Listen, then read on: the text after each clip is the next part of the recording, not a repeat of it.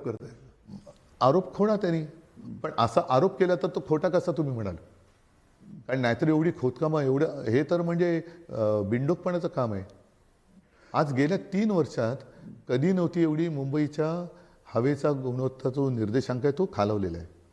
सगळ्या लहान आबालवृद्धांना श्वसनक्रियेचा त्रास होतोय. मला स्वतःला होतोय, सगळ्यांना होतोय.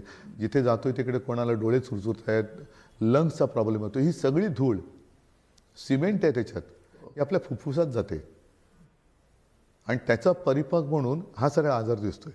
बरं, हे रोखण्यासाठी तुम्ही काय उपाय करताय? एकतर नियोजन शून्य हा विकास चाललेला आहे.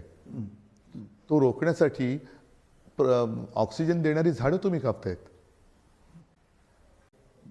ही मुंबई जी बदलते किंवा मुंबईच्या पलीकडचा परिसर बिघडते.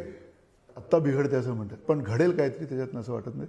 आत्ता जर का लोक जर का जागी आहेतच आणि त्यांना झोपच लागत नाही श्वसन विकार वगैरे झालेल्यामुळे, रोज इथून तिथे जाताना, बरं मेट्रोची कामं चालली आहेत, सगळी कामं मेट्रो झालेत की नाही झाले?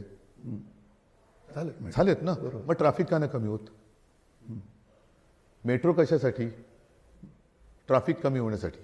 मग मेट्रो पण झाले तरी ट्रॅफिक का जाम होतोय? म्हणजे ह्या सगळे कॉन्ट्रॅक्ट दिलेत त्याचं प्रदूषण वेगळं, ट्रॅफिकचं प्रदूषण वेगळं. त्याच्यात झाडं कापलेत त्याच्यामुळे ते ॲब्सॉर्ब व्हायचं कार्बन डायऑक्साईड आणि ऑक्सिजन सोडलं जायचं ते संपलेलं आहे. मुंबई